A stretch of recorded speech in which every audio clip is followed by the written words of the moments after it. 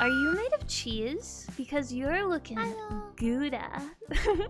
Anyway, today we're gonna be reacting to the Fat Electrician talking about America's secret underground cheese bunkers. Kind of insane, but I'm excited. Anyway, here we go. Let's start. Yippee! This has almost nothing to do with the US military, but it's so ridiculous I can't not talk about it. Valid? Today we're talking about America's strategic cheese reserve. Yeah, if you didn't know, the United States currently has over 500 underground cave warehouses spanning across 35 different states, the largest of which is underneath Springfield, Missouri, where America, as of August 2022, currently hoards 1.5 billion pounds of cheese. You know, I've always wondered where cheese comes from. Because they always say, like, you can get aged cheese. Like, the other day I got 2-year-old cheese. And it tasted so good. It was a Gouda, by the way. But I was like, where do they store this? Like, how do they have so much cheese? Just for the record, I realize I'm uploading this video very close to April Fool's Day. This is not an April Fool's joke. I am 100% serious. El Dorado is real, and Uncle Sam made it out of cheese. No way! El Dorado. City of gold. And I know what you're thinking. Right now, you're like, wow, that's a cool little factoid. I can't wait to share that with my buddy at the bar one day. But no, this is going to infect your thoughts for the rest of your life. You're never going to see the world through the same lens ever again. I mean, for example, let's just say you're at home watching The Walking Dead. You're going to come to the realization there'd be way more fucking cheese in the apocalypse than that, okay? You're never going to be able to watch Mad Max again without thinking about cheese. You have to come to the terrifying realization that you live in a world where there is a greater than 0% chance that one of these underground cheese caves gets mistaken for a government facility and gets nuked in World War III, and we're gonna have to deal with a radioactive tsunami wave. No! They wouldn't dare nuke the cheese. Also, if there's underground bunkers holding cheese, why wouldn't they just make the underground bunkers also able to hold people in case, like, of emergency? Of nacho cheese. And this is real life. So I asked myself one question: how on earth did America get to this point? Because I know it didn't happen overnight. And what I found was the craziest real-world example of a butterfly effect that I have ever seen. And believe it or not, it all actually ties back in with last week's video of the ice cream ships of World War II. If you missed that, the super abbreviated version, basically the US government banned alcohol during Prohibition in the 1920s. Because of that, all the bars in America turned themselves into ice cream parlors to stay in business.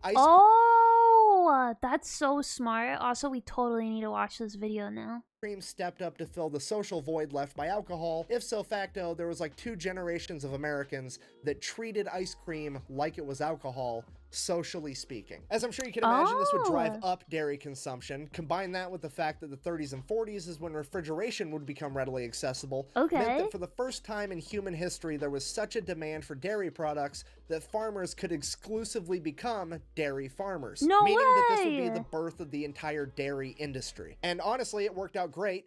Right up until it didn't in 1949. 1949, 4 years after World War II, the American military is downsized. There's not an entire horde of young men eating 10,000 calories a day, and America's not exporting anywhere near as much food to other countries for war relief, meant that there was a decrease in dairy consumption, or a dip in the dairy market. As this became a bigger and bigger problem. So what are they gonna do with all the dairy? Oh, that's so smart. They're gonna turn it into cheese and put it underground. Whoever came up with that idea is so smart. The government had to step in because they weren't about to let the entire dairy industry implode, because, I mean, let's face it, that would be utter catastrophe. So the USDA stepped in and said, hey, you know what? We're going to buy all the excess milk. Okay, pause. Thought experiment. What? The US government was like, okay, we'll buy all your milk? What the frick? Why did they want to do that? You're a dairy farmer. You make all of your money by selling milk. And then suddenly, a couple years back, motherfuckers quit drinking milk, aka you made less money. Now the government has come out of left field and said, hey, we're gonna buy all of the milk. What do? You make more. I think they're literally poisoning the milk. I don't know. There's a mind control thing going on in the milk. Why would the government want all of our milk? That is so weird, no? More fucking milk. And that's exactly what happened. So just to be clear, there was already too much milk. Now there's definitely gonna be too much milk. Yeah, so naturally, all the milk starts flowing in. The government has absolutely no idea what to do with it. So why would they do turn that? it into cheese, that way it doesn't expire. That part makes sense, but now what do you do with all the cheese? They have no clue, so they just throw it underneath a mountain, ignore it. Oh, maybe they should like pair it up with like wine companies too, because they also make wine that doesn't expire, and you could just store it, and the longer it ages, the better like it becomes or something. And hope the problem goes away. But it doesn't go away because every single presidential administration through the 50s, the 60s, the 70s, they all continue to buy up excess milk to prop up the dairy industry, turn it into cheese, and stash it away in these caves. It literally turns into a giant political game of kick the can down the road because nobody wants to be the president that crashes the global economy by not buying enough milk while sitting on top of a mountain of cheese, which the global economy being hinged on the idea that we have a bunch of cheese underground is crazy. We're literally rats in the little rat world, doing our little rat tasks and eating all our little rat cheese. Wait, so if we want to simulate economy, you guys should go and buy more cheese. Maybe that's why charcuterie boards got so famous. It's all a freaking government psyop. Understandable, I don't want to be that guy either. Then, fast forward to 1980, Ronald Reagan, aka the small government guy, gets elected, Is that him finds holding out that cheese? the US government is sitting on top of 500 million pounds of cheese and Oh, no spending way! $1 million a day to refrigerate and store it. And he looks at this whole issue like a beaver looks at running water. Absolutely fucking not. We can't have it. So his administration goes about figuring out the cheapest way to solve this cheese problem. Cheese party. Everybody, you're invited to the White House for a cheese block party.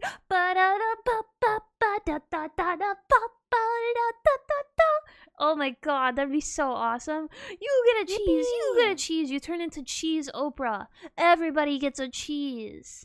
Obviously, we're gonna throw it all in the ocean. However, having at least the foresight to understand that that would cause political backlash, he wanted to see how the public would receive it. So someone from his administration shows up to a White House press conference with a 5-pound block of moldy cheese and is like, hey, we got 500 million pounds of this shit. How would you guys feel if we threw it in the ocean? It'll be fun. We'll save money on cheese. We're gonna find out if blue whales are lactose intolerant. It's gonna be a great science experiment. The public did not go for it. They kind of felt like, hey, I've paid taxes for the last 40 years. You've turned those taxes into cheese. I would at least like the cheese. So then the Reagan administration took the 55-gallon drums of cheese, cut it up into 5-pound blocks, packaged it, and spent the remainder of his administration funneling 300 million pounds of cheese into impoverished and elderly homes. And why do you say crack? What? The cheese is a whole other cover-up? What the frick, man? this is where we get the saying government cheese from.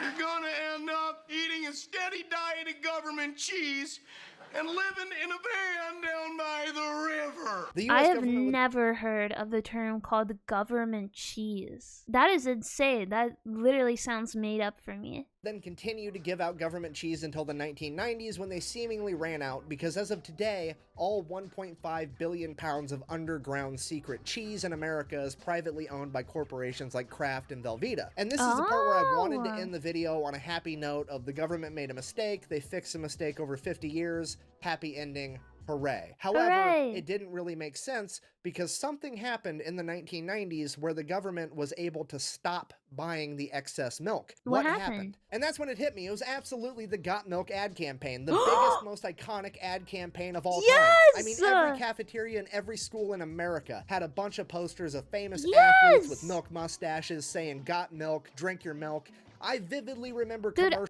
Oh my gosh, I was talking to people that live in other countries other than America, and I remember them saying, like, it's so weird that you guys drink milk at school. And I was like, is it weird? Because that's what they serve. I never drank it because I'm lactose intolerant. But then the more I thought about it, the more I'm like, yeah, why do they serve milk at school? That makes no sense to me, especially given how many kids are lactose intolerant and how like little nutritional benefits milk has on growing children. Like, it doesn't really matter as much as like vegetables or water. It's so interesting. So it's literally a government like conspiracy to get rid of all the cheese. As a child telling me that if I didn't drink enough milk, my arms would literally fall off my body. Well, Mr. Milk told me he never drinks milk. Look at him. Oh my god. No, that's not good. Got milk. Yeah, like milk is actually not really good for you in general.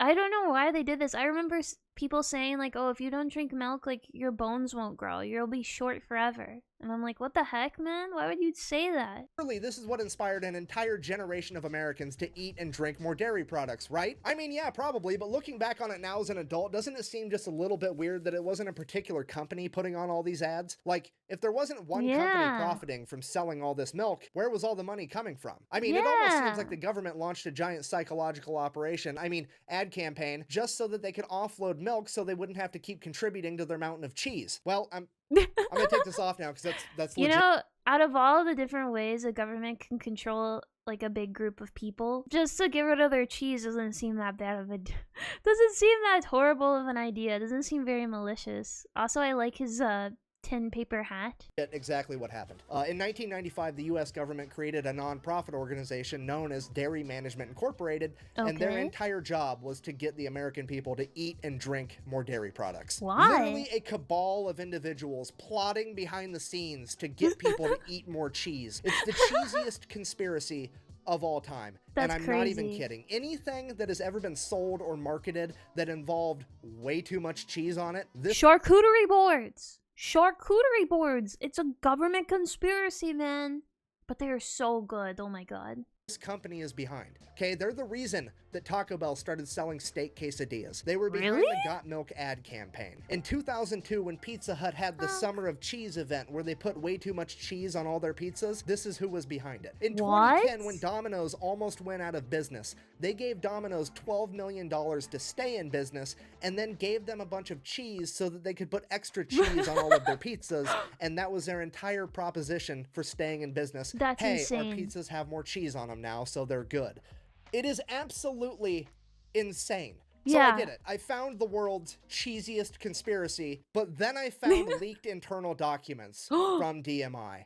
And they are the funniest fucking thing I have ever read in my entire life. Let me go ahead and read one for you now. It's a letter from Pizza Hut to DMI regarding a meeting they recently had. July 6, 1999. Dear Greta, we wanted to express our thanks once again for a wonderful meeting last week. We appreciate your team taking the time to share some very valuable information and creativity during our brainstorming session. Everyone is very excited about the presentation you gave regarding DMI's available resources and cheese industry insights. We look forward to working together to develop many cheese ideas we've discussed. We believe this is going to be a valuable partnership for both Pizza Hut and DMI. Let's sell more pizza and more cheese! Exclamation point. Thank you again for coming to Dallas. We look forward to talking to you soon about our partnership opportunities.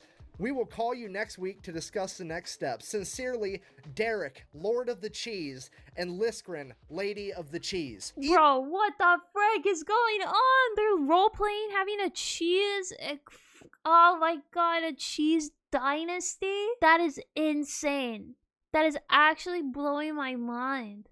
The government isn't real. Like, that does not make anything feel real to me. We live in a freaking simulation. A cheese simulation. Even they know that this is a fucking joke. Why is this such a joke? Well, because Dairy Management Incorporated, while it is a non-profit, they don't actually have to raise money for themselves like most non-profits do, because they're also a government checkoff program, which means every dairy farmer in America is legally required, whether they want to or not, to send this company money so that they can advertise on their behalf. And their annual budget is like $140 million a year, with their CEO and top-level executives all making right around $1 million per. You know, if VTubing doesn't work out, maybe I should go into the cheese business. Could you imagine there's like a cheese gangster and you have to like be at the very top of the cheese freaking... Oh my god, this is insane. Year. Okay, if you're not picking up what I'm putting down, I'm trying to tell you there is a group of people in America getting paid $1 million to convince Americans that cheese is awesome. Okay, that's like trying to fucking explain to Stevie Wonder what nothing looks like and getting paid $1 million for it. He already fucking knows that, okay? It makes no goddamn sense. Cheese is so fucking good that it is the one thing on earth that if you were allergic to it, we're not going to say you have a cheese allergy. No, you're lactose intolerant. We're not going to say you're allergic because we all know you're going to eat that shit anyways because the consequences are worth it. Am I upset right now? A little bit. Oh my god, that makes sense. Yeah, lactose intolerant and cheese allergy aren't considered the same things. But in reality, they are. Like, you just don't you can't process cheese well. That is an allergy. But they're trying to make it... I bet the term lactose intolerant is another conspiracy made by the cheese company.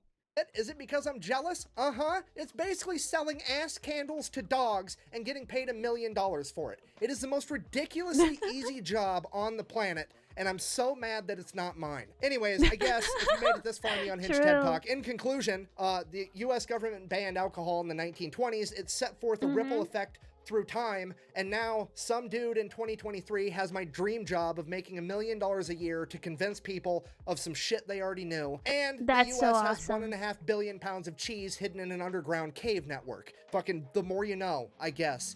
Thanks for watching. That is so sick, and he is so right. I am extremely jealous of that person that has that job. I literally want to join the cheese industry now, because you're bringing nothing but like happiness to people. You don't have to feel bad about it at all, and you never have to worry about your job security as long as you're making people want cheese. Best way to support the channel is go buy some merch at thefatelectrician.com. Quack bang. Out. I'm gonna go eat some fucking cheese. Yeah. Now I want cheese. What the heck? Let's go. Let's go. That was awesome. I hope that I can go get some cheese, actually. What is your favorite cheese? Thank you so much for watching this cheesy video. Let me know what your favorite cheese is down below in the comments. Also, what else would you like me to watch or react to? I put a playlist of more of the Fat Electrician videos on the right. You could subscribe on the left or down below.